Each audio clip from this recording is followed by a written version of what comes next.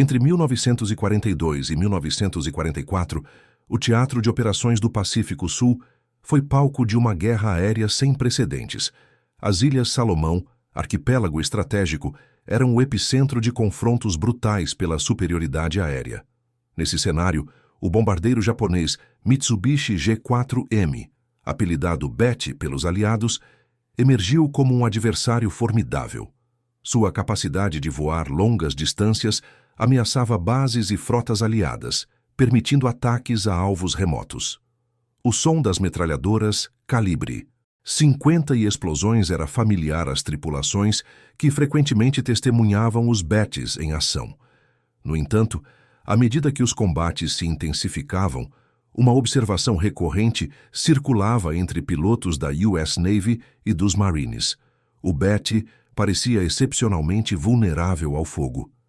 Relatos de bombardeiros japoneses explodindo em chamas após poucos impactos de calibre. 50 tornaram-se comuns. Essa fragilidade contrastava com a robustez esperada de um bombardeiro de linha de frente. A alcunha de cigarro voador ou isqueiro voador começou a ser usada, refletindo a facilidade com que esses aviões se incendiavam. Essa reputação, construída nas frentes de batalha, criava um mistério. Por que um avião tão crucial para a estratégia japonesa era tão suscetível à destruição? A oportunidade de desvendar esse enigma surgiu quando um Mitsubishi G4M foi capturado relativamente intacto e transportado para uma base aliada no Pacífico Sul. A tensão e a expectativa eram palpáveis entre engenheiros, especialistas e pilotos veteranos que aguardavam a inspeção. Esta não era apenas uma curiosidade técnica, era uma chance de entender melhor o inimigo e desenvolver táticas mais eficazes. A inspeção começou sistematicamente. Ao adentrar a fuselagem do Betty, o ambiente era carregado de detalhes do seu design. A chapa metálica leve ecoava sob os passos, sugerindo construção focada na redução de peso. O cheiro de combustível antigo, impregnado na estrutura, lembrava constantemente sua função primária. Técnicos examinaram a estrutura da asa, os sistemas de controle e a disposição interna, buscando pistas sobre desempenho e vulnerabilidades observadas em combate. Foi ao chegar aos compartimentos dos tanques de combustível que a descoberta mais chocante ocorreu. Um piloto americano, experiente em combate aéreo e familiarizado com a engenharia aliada, bateu com os nós dos dedos em um dos tanques expostos. O som foi oco e a superfície rígida não oferecia a resiliência esperada. Um silêncio momentâneo pairou no ar, enquanto a implicação da constatação se tornava clara. Com um olhar incrédulo, ele se virou para seus colegas e proferiu a pergunta que resumia a perplexidade de todos. Sem borracha autovedante. Sério. A ausência de tanques autovedantes era uma revelação estarrecedora. Para os engenheiros aliados, a proteção dos tanques com camadas de borracha, que se expandiam ao serem perfuradas, selando vazamentos e impedindo incêndios, era padrão e essencial em qualquer aeronave de combate desde o início da guerra. Sua ausência no Betty não era falha, mas uma escolha de engenharia que parecia beirar a temeridade.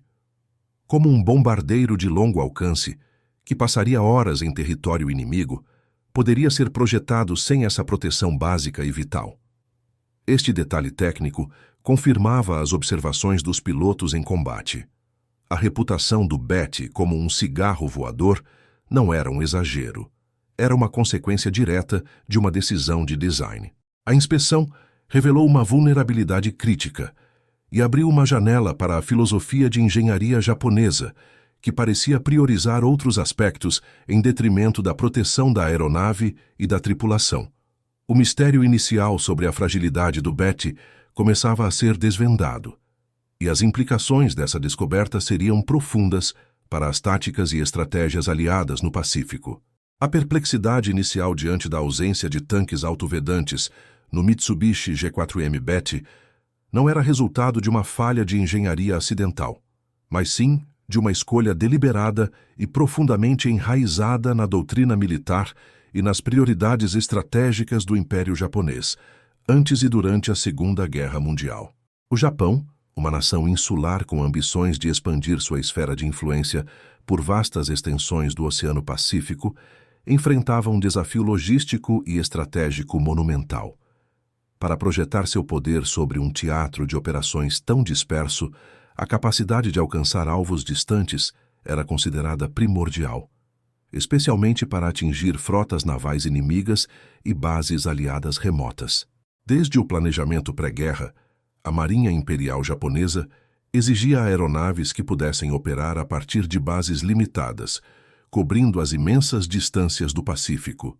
O BET, oficialmente o Bombardeiro de Ataque Terrestre Tipo 1, foi concebido especificamente para atender a essa demanda. Sua especificação original, a 12X, emitida em 1937, impunha um requisito de alcance sem precedentes para um bombardeiro terrestre. 4. 800 quilômetros com uma carga de bomba leve, ou 3. 700 quilômetros com uma carga máxima. Para alcançar tal autonomia, os engenheiros da Mitsubishi foram forçados a fazer concessões radicais no design da aeronave. Cada quilo de peso adicional era visto como um obstáculo direto à obtenção do alcance necessário. Isso significava que elementos de proteção que eram padrão em aeronaves de combate aliadas foram amplamente sacrificados. A blindagem para a tripulação e os tanques de combustível, por exemplo, foram largamente omitidos. Enquanto os bombardeiros americanos e britânicos incorporavam placas de blindagem para proteger pilotos, artilheiros e componentes vitais, o BET apresentava uma estrutura de alumínio leve e fina, projetada para minimizar o peso total da aeronave. Essa chapa leve, embora contribuísse para a velocidade e o alcance, oferecia pouquíssima resistência a impactos de projéteis. A maximização da capacidade de combustível era outro pilar dessa filosofia de design. Os tanques de combustível do G4M eram numerosos e grandes, ocupando grande parte das asas e da fuselagem. No entanto, para evitar o peso adicional que seria imposto pelas complexas camadas de borracha autovedante, uma tecnologia já bem estabelecida e empregada pelos aliados, os tanques do BET eram construídos de metal simples. Essa decisão, embora economizasse centenas de quilos de peso e permitisse a instalação de mais combustível, transformava cada tanque em um alvo extremamente vulnerável. Um único impacto de um projétil incendiário ou de alta explosão poderia facilmente perfurar o metal e inflamar o combustível, com consequências catastróficas. A estratégia militar japonesa, que muitas vezes priorizava a capacidade ofensiva inicial e a coragem no cumprimento da missão sobre a proteção individual da tripulação ou a sustentabilidade a longo prazo, também influenciou essas escolhas de engenharia. Em um contexto onde a doutrina do ataque decisivo era proeminente, a capacidade de infligir dano ao inimigo era valorizada acima da capacidade de sobreviver e retornar para lutar novamente. A ideia de que a missão deveria ser cumprida a qualquer custo permeava o pensamento militar, e isso se refletia na concepção de equipamentos de guerra. Além disso, a limitação de recursos industriais do Japão, em comparação com o poderio produtivo dos Estados Unidos, pode ter desempenhado um papel. Cada aeronave era um recurso valioso, e as escolhas de design refletiam a necessidade de equilibrar desempenho com a capacidade de produção em massa. Construir aeronaves mais leves e menos complexas em termos de proteção poderia, em teoria, acelerar a produção e permitir um maior número de unidades. O resultado dessas escolhas de engenharia e doutrina foi um bombardeiro com uma autonomia impressionante, capaz de operar em um vasto teatro de guerra. O Mitsubishi G4M podia cobrir distâncias superiores a 2.000 quilômetros em missões de combate, uma capacidade que causava grande preocupação entre os comandantes aliados. No entanto, essa autonomia vinha com um preço extremamente alto. A ausência de blindagem e, crucialmente, de tanques autovedantes significava que o BET era intrinsecamente frágil. Essa fragilidade, embora uma consequência direta da busca por alcance, se revelaria uma falha fatal no calor do combate. A doutrina japonesa de alcance a todo custo havia criado um adversário formidável em sua capacidade de chegar ao alvo, mas terrivelmente vulnerável ao ser interceptado, uma vulnerabilidade que os aliados rapidamente aprenderiam a explorar. Os encontros entre o Mitsubishi G4M Betty e as forças da US Navy e dos Marines no Pacífico Sul eram frequentes e brutais. Entre 1942 e 1944, as Ilhas Salomão e suas águas circundantes tornaram-se um campo de batalha aéreo implacável, onde a superioridade aérea era disputada com ferocidade. Os Bettys eram constantemente utilizados em missões de ataque a navios e bombardeio de bases, tornando-se alvos primários para os caças aliados, como os F-4F Wildcats e os P-38 Lightnings. A ferocidade dos combates aéreos era intensa, com formações de bombardeiros japoneses sendo interceptadas por esquadrões de caças aliados em céus disputados sobre Guadalcanal, Rabaul e outras bases estratégicas. Inicialmente, os pilotos aliados respeitavam o Betty por seu alcance impressionante, que lhe permitia operar a partir de bases distantes e surpreender as formações navais e terrestres. No entanto, à medida que os combates se intensificavam e mais Bettys eram abatidos, uma observação consistente começou a emergir dos relatos de combate.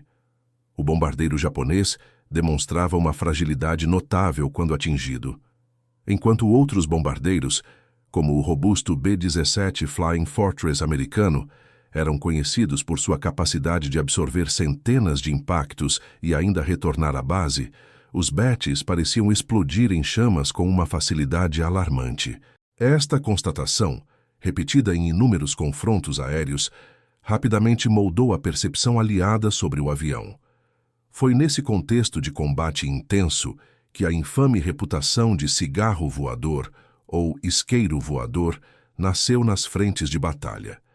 A alcunha não era uma mera expressão pejorativa, mas uma descrição precisa do comportamento do G4M sob fogo. Essa alcunha foi uma consequência direta da combinação de tanques de combustível sem autovedação, a ausência de sistemas de proteção contra incêndio, como a injeção de CO2 nos tanques para inertizar o vapor de combustível, e a pouca blindagem que protegia a tripulação e os componentes vitais.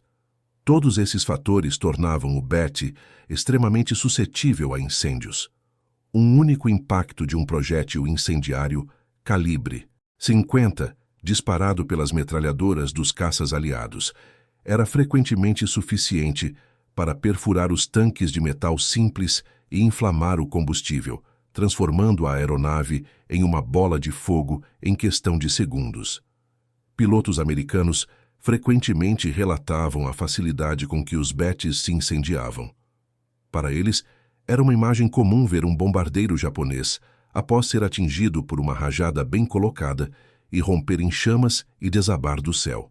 O tenente-coronel Gregory Pepe Boynton, um as dos Marines, e muitos outros pilotos de Wildcat e Corsair descreveram a cena de Bettys explodindo com uma rapidez que contrastava drasticamente com a resiliência dos bombardeiros aliados. Essa vulnerabilidade não era apenas uma desvantagem tática. Ela tinha um impacto devastador na taxa de sobrevivência das tripulações japonesas. Enquanto tripulantes de bombardeiros aliados muitas vezes tinham a chance de saltar de paraquedas ou realizar pousos de emergência após danos significativos, as tripulações dos Bettys raramente sobreviviam a um incêndio em voo devido à velocidade e intensidade das chamas. A taxa de sobrevivência era consideravelmente inferior à de bombardeiros aliados protegidos, um fator que se somava ao desgaste das forças aéreas japonesas. As estatísticas de combate, embora muitas vezes imprecisas no calor da batalha, corroboravam as observações empíricas. Relatórios de inteligência aliados começaram a catalogar a alta proporção de Bettys perdidos por incêndio em comparação com outras aeronaves inimigas. Essa evidência no campo de batalha fornecia uma compreensão tática crucial. Focar o ataque nas asas e fuselagem, onde os tanques de combustível estavam localizados, era a forma mais eficaz de abater o bombardeiro. Essa tática foi rapidamente disseminada entre as unidades de caça aliadas, aumentando sua eficácia contra o G4M. A inspeção do Mitsubishi G4M capturado, detalhada anteriormente, não trouxe uma nova descoberta para os pilotos que já haviam enfrentado o BET em combate. Em vez disso, a análise técnica em solo serviu como uma confirmação irrefutável das suspeitas e observações feitas no ar. A ausência de tanques autovedantes e blindagem adequada, uma vez examinada de perto por engenheiros e especialistas, validou a experiência dos pilotos e artilheiros. O que era uma inferência baseada em padrões de destruição em combate tornou-se um fato técnico comprovado. A inteligência aliada agora tinha uma compreensão completa da vulnerabilidade crítica do BET, solidificando a reputação do bombardeiro como um avião de longo alcance, mas com uma falha fatal em sua concepção defensiva. Esta confirmação não apenas explicava o passado, mas também fornecia informações vitais para o planejamento de futuras operações contra as forças japonesas no Pacífico. A perplexidade inicial diante da ausência de tanques autovedantes no Mitsubishi G4M BET não era resultado de uma falha de engenharia acidental, mas sim de uma escolha deliberada e profundamente enraizada na doutrina militar e nas prioridades estratégicas do Império Japonês, antes e durante a Segunda Guerra Mundial.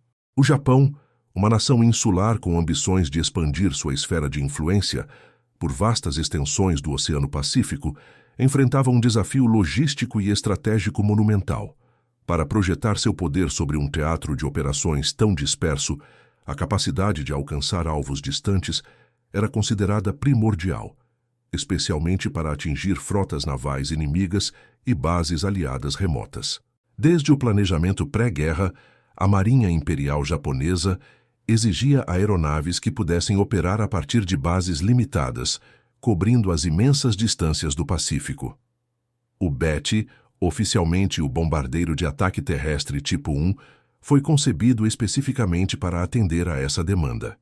Sua especificação original, a 12X, emitida em 1937, impunha um requisito de alcance sem precedentes para um bombardeiro terrestre. 4. 800 km com uma carga de bomba leve, ou 3. 700 km com uma carga máxima. Para alcançar tal autonomia, os engenheiros da Mitsubishi foram forçados a fazer concessões radicais no design da aeronave. Cada quilo de peso adicional era visto como um obstáculo direto à obtenção do alcance necessário. Isso significava que elementos de proteção, que eram padrão em aeronaves de combate aliadas, foram amplamente sacrificados. A blindagem para a tripulação e os tanques de combustível, por exemplo, foram largamente omitidos. Enquanto os bombardeiros americanos e britânicos incorporavam placas de blindagem para proteger pilotos, artilheiros e componentes vitais, o BET apresentava uma estrutura de alumínio leve e fina, projetada para minimizar o peso total da aeronave. Essa chapa leve, embora contribuísse para a velocidade e o alcance, oferecia pouquíssima resistência a impactos de projéteis. A maximização da capacidade de combustível era outro pilar dessa filosofia de design. Os tanques de combustível do G4M eram numerosos e grandes, ocupando grande parte das asas e da fuselagem. No entanto, para evitar o peso adicional que seria imposto pelas complexas camadas de borracha autovedante, uma tecnologia já bem estabelecida e empregada pelos aliados, os tanques do BET eram construídos de metal simples.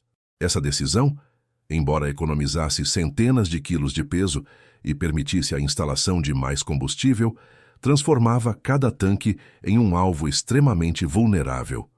Um único impacto de um projétil incendiário ou de alta explosão poderia facilmente perfurar o metal e inflamar o combustível, com consequências catastróficas. A estratégia militar japonesa, que muitas vezes priorizava a capacidade ofensiva inicial e a coragem no cumprimento da missão sobre a proteção individual da tripulação ou a sustentabilidade a longo prazo, também influenciou essas escolhas de engenharia. Em um contexto onde a doutrina do ataque decisivo era proeminente, a capacidade de infligir dano ao inimigo era valorizada acima da capacidade de sobreviver e retornar para lutar novamente. A ideia de que a missão deveria ser cumprida a qualquer custo permeava o pensamento militar, e isso se refletia na concepção de equipamentos de guerra. Além disso, a limitação de recursos industriais do Japão, em comparação com o poderio produtivo dos Estados Unidos, pode ter desempenhado um papel. Cada aeronave era um recurso valioso, e as escolhas de design refletiam a necessidade de equilibrar desempenho com a capacidade de produção em massa. Construir aeronaves mais leves e menos complexas em termos de proteção poderia, em teoria, acelerar a produção e permitir um maior número de unidades. O resultado dessas escolhas de engenharia e doutrina foi um bombardeiro com uma autonomia impressionante, capaz de operar em um vasto teatro de guerra. O Mitsubishi G4M podia cobrir distâncias superiores a 2 km em missões de combate, uma capacidade que causava grande preocupação entre os comandantes aliados. No entanto, essa autonomia vinha com um preço extremamente alto. A ausência de blindagem e, crucialmente, de tanques autovedantes significava que o BET era intrinsecamente frágil. Essa fragilidade, embora uma consequência direta da busca por alcance, se revelaria uma falha fatal no calor do combate. A doutrina japonesa de alcance a todo custo havia criado um adversário formidável em sua capacidade de chegar ao alvo, mas terrivelmente vulnerável ao ser interceptado, uma vulnerabilidade que os aliados rapidamente aprenderiam a explorar. Os encontros entre o Mitsubishi G4M BET e as forças da US Navy e dos Marines no Pacífico Sul eram frequentes e brutais. Entre 1942 e 1944, as Ilhas Salomão e suas águas circundantes tornaram-se um campo de batalha aéreo implacável, onde a superioridade aérea era disputada com ferocidade. Os BETs eram constantemente utilizados em missões de ataque a navios e bombardeio de bases, tornando-se alvos primários para os caças aliados, como os F-4F Wildcats e os P-38 Lightnings. A ferocidade dos combates aéreos era intensa, com formações de bombardeiros japoneses sendo interceptadas por esquadrões de caças aliados em céus disputados sobre Guadalcanal, Rabaul e outras bases estratégicas. Inicialmente, os pilotos aliados respeitavam o BET por seu alcance impressionante, que lhe permitia operar a partir de bases distantes e surpreender as formações navais e terrestres. No entanto, à medida que os combates se intensificavam e mais BETs eram abatidos, uma observação consistente começou a emergir dos relatos de combate. O bombardeiro japonês demonstrava uma fragilidade notável quando atingido, enquanto outros bombardeiros, como o robusto B-17 Flying Fortress americano, eram conhecidos por sua capacidade de absorver centenas de impactos e ainda retornar à base. Os BETs pareciam explodir em chamas com uma facilidade alarmante. Esta constatação, repetida em inúmeros confrontos aéreos, rapidamente moldou a percepção aliada sobre o avião. Foi nesse contexto de combate intenso que a infame reputação de cigarro voador, ou isqueiro voador, nasceu nas frentes de batalha. A alcunha não era uma mera expressão pejorativa, mas uma descrição precisa do comportamento do G4M sob fogo. Essa alcunha foi uma consequência direta da combinação de tanques de combustível sem autovedação, a ausência de sistemas de proteção contra incêndio, como a injeção de CO2 nos tanques para inertizar o vapor de combustível, e a pouca blindagem que protegia a tripulação e os componentes vitais. Todos esses fatores tornavam o BET extremamente suscetível a incêndios. Um único impacto de um projétil incendiário, calibre 50, disparado pelas metralhadoras dos caças aliados, era frequentemente suficiente para perfurar os tanques de metal simples e inflamar o combustível, transformando a aeronave em uma bola de fogo em questão de segundos. Pilotos americanos frequentemente relatavam a facilidade com que os BETs se incendiavam. Para eles, era uma imagem comum ver um bombardeiro japonês, após ser atingido por uma rajada bem colocada, e romper em chamas e desabar do céu. O tenente-coronel Gregory "Pappy" Boynton, um as dos Marines, e muitos outros pilotos de Wildcat e Corsair descreveram a cena de Bettis explodindo com uma rapidez que contrastava drasticamente com a resiliência dos bombardeiros aliados. Essa vulnerabilidade não era apenas uma desvantagem tática. Ela tinha um impacto devastador na taxa de sobrevivência das tripulações japonesas. Enquanto tripulantes de bombardeiros aliados muitas vezes tinham a chance de saltar de paraquedas ou realizar pousos de emergência após danos significativos, as tripulações dos Bettis raramente sobreviviam a um incêndio em voo devido à velocidade e intensidade das chamas. A taxa de sobrevivência era consideravelmente inferior à de bombardeiros aliados protegidos, um fator que se somava ao desgaste das forças aéreas japonesas. As estatísticas de combate, embora muitas vezes imprecisas no calor da batalha, corroboravam as observações empíricas. Relatórios de inteligência aliados começaram a catalogar a alta proporção de Bettis perdidos por incêndio em comparação com outras aeronaves inimigas. Essa evidência no campo de batalha fornecia uma compreensão tática crucial. Focar o ataque nas asas e fuselagem, onde os tanques de combustível estavam localizados, era a forma mais eficaz de abater o bombardeiro. Essa tática foi rapidamente disseminada entre as unidades de caça aliadas, aumentando sua eficácia contra o G4M. A inspeção do Mitsubishi G4M capturado, detalhada anteriormente, não trouxe uma nova descoberta para os pilotos que já haviam enfrentado o Betty em combate. Em vez disso, a análise técnica em solo serviu como uma confirmação irrefutável das suspeitas e observações feitas no ar. A ausência de tanques autovedantes e blindagem adequada, uma vez examinada de perto por engenheiros e especialistas, validou a experiência dos pilotos e artilheiros. O que era uma inferência baseada em padrões de destruição em combate, tornou-se um fato técnico comprovado.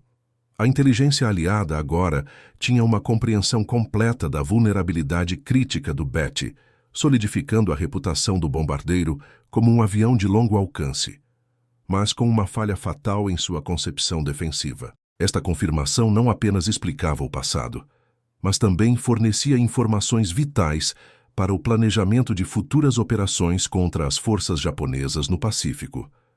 A doutrina de engenharia aliada, em contraste direto com a japonesa, era fundamentada na prioridade da sobrevivência da tripulação e na resiliência da aeronave. Para a US Navy e o Army Air Force, a capacidade de um avião retornar à base, mesmo danificado, era tão crucial quanto sua capacidade ofensiva. Essa filosofia se traduzia em escolhas de design que valorizavam a proteção. A blindagem robusta era um padrão essencial. Placas de aço eram estrategicamente posicionadas para proteger pilotos, artilheiros e componentes vitais como motores, linhas de combustível e tanques de oxigênio. Embora essa blindagem adicionasse peso, o custo era considerado aceitável frente ao aumento significativo nas chances de sobrevivência após ser atingido. Um dos pilares dessa doutrina eram os tanques de combustível autovedantes. Essa tecnologia, já madura e amplamente empregada em todas as aeronaves de combate aliadas, desde caças a bombardeiros pesados, consistia em múltiplas camadas de borracha e materiais sintéticos. Ao serem perfurados por projéteis, esses materiais inchavam e selavam o vazamento, impedindo a perda de combustível e, crucialmente, a ignição. Além disso, muitos aviões aliados incorporavam sistemas de supressão de incêndio, como a injeção de dióxido de carbono ou outros gases inertes nos tanques ou compartimentos de motor, para combater chamas em caso de danos. A visão americana da engenharia japonesa, particularmente a ausência dessas proteções no Betty, era de uma temeridade técnica. Para os engenheiros e pilotos aliados, a falta de blindagem e tanques autovedantes não era apenas uma desvantagem, mas um sacrifício irresponsável da vida da tripulação. A perplexidade do piloto americano ao inspecionar o Betty capturado, ao exclamar, sem borracha autovedante, sério? Encapsulava o choque diante de uma decisão de design que parecia desconsiderar a segurança básica. Essa percepção refletia uma diferença fundamental na valorização do pessoal militar. Enquanto o Japão parecia aceitar altas perdas em nome da missão, os aliados investiam pesadamente na proteção de suas tripulações, considerando-as ativos valiosos e insubstituíveis. Essas filosofias de design divergentes tiveram implicações estratégicas profundas na condução da guerra. A abordagem japonesa, focada no alcance extremo e na capacidade de ataque inicial, buscava vitórias rápidas e decisivas, projetando seu poder sobre vastas distâncias no Pacífico. Contudo, essa estratégia vinha com o alto custo de uma taxa de atrito insustentável para suas tripulações. A vulnerabilidade do Betty resultava na perda frequente de pilotos e artilheiros experientes, que eram difíceis e caros de substituir, corroendo a capacidade de combate japonesa a longo prazo.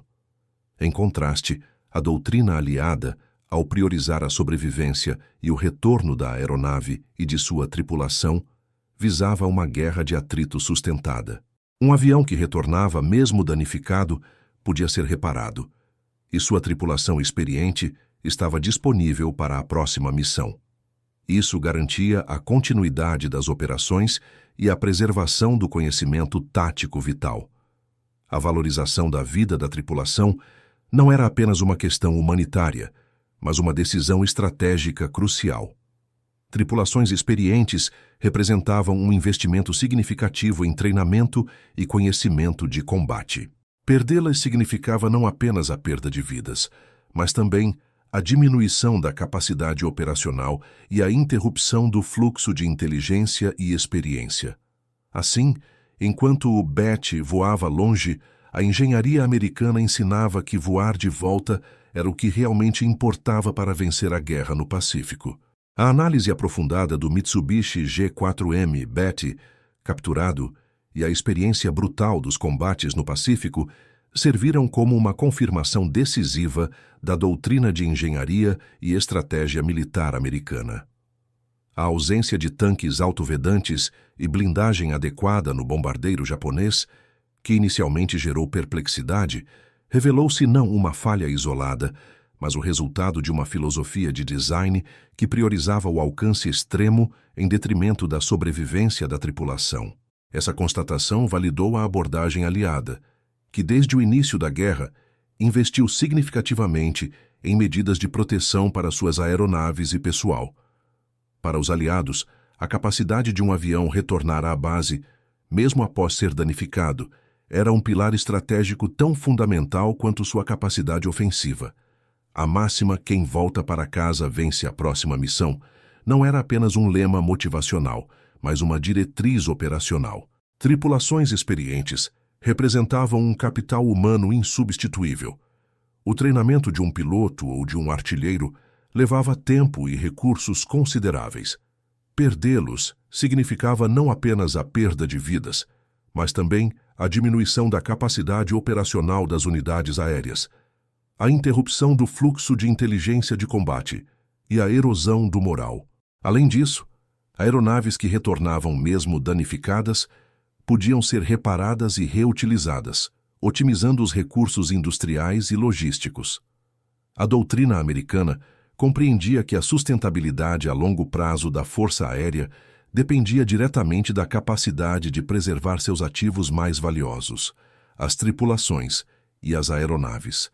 A vulnerabilidade do Betty apenas reforçou essa convicção, mostrando o alto preço de uma estratégia que negligenciava a proteção.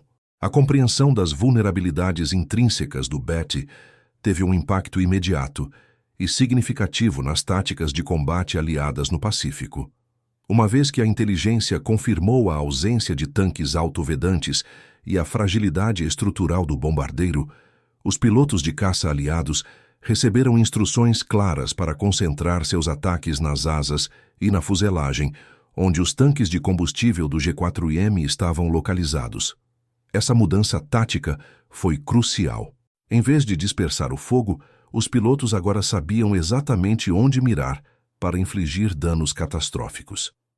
A eficácia das metralhadoras calibre 50, já temidas pelos japoneses, foi drasticamente ampliada contra o Betty. A taxa de sucesso dos caças aliados contra o G4M aumentou consideravelmente. Relatos de combate indicavam que um Betty, atingido por uma rajada bem colocada, frequentemente irrompia em chamas de forma espetacular, desabando do céu em questão de segundos. Essa vulnerabilidade não apenas elevou o número de abates, mas também teve um profundo impacto psicológico nas tripulações japonesas. Voar no Betty tornou-se sinônimo de alto risco e a alcunha de cigarro voador era uma lembrança constante da sua fragilidade. O moral das tripulações de bombardeiros japoneses foi afetado, e o desgaste de pessoal experiente tornou-se um problema crônico para a Marinha Imperial Japonesa, que lutava para substituir pilotos e artilheiros perdidos a uma taxa insustentável. Essa vantagem tática aliada, nascida da análise técnica e confirmada no calor da batalha, contribuiu para a gradual, mas constante, superioridade aérea dos aliados no Pacífico. O Mitsubishi G4M Betty permanece como um símbolo vívido das prioridades e das limitações da engenharia de guerra de sua época. Ele representa um estudo de caso clássico sobre os compromissos inerentes ao design de aeronaves militares. Por um lado, o Betty alcançou um feito notável para a engenharia japonesa da década de 1930, um bombardeiro terrestre com um alcance operacional que, na época, era quase sem precedentes, permitindo que o Japão projetasse seu poder aéreo sobre vastas extensões do Pacífico. Essa capacidade foi crucial nos estágios iniciais da guerra, permitindo ataques a alvos estratégicos e a manutenção de linhas de suprimento em um teatro de guerra disperso. Contudo, a busca por esse alcance extremo veio com um custo insustentável. A falta de proteção, a ausência de tanques autovedantes e a pouca blindagem transformaram o Betty em uma presa fácil para os caças aliados. O bombardeiro, apesar de sua velocidade e alcance, era um alvo altamente inflamável, uma lição amarga sobre o equilíbrio crítico entre capacidade ofensiva e defensiva. A história do Betty influenciou o design de aeronaves pós-guerra, reforçando a importância da proteção da tripulação e da resiliência da aeronave como fatores cruciais para a eficácia e a sustentabilidade em combate. Designers de aeronaves em todo o mundo aprenderam que o desempenho bruto não era suficiente. A capacidade de sobreviver ao combate era igualmente vital. O legado do Betty é, portanto, complexo. Ele foi uma aeronave inovadora em sua concepção de alcance, mas fundamentalmente falha em sua aplicação no ambiente de combate do Pacífico. As vidas perdidas de milhares de tripulantes japoneses no cigarro voador são um testemunho sombrio dessa falha. O Betty voava longe, alcançando alvos distantes e causando destruição significativa. No entanto, a engenharia americana e a experiência brutal da guerra aérea ensinaram uma lição inegável e duradoura. Voar de volta é o que realmente importa. A capacidade de retornar, de lutar outro dia, de preservar o conhecimento e a experiência, foi o que, em última análise, determinou a resiliência e a vitória no vasto e implacável teatro de guerra do Pacífico.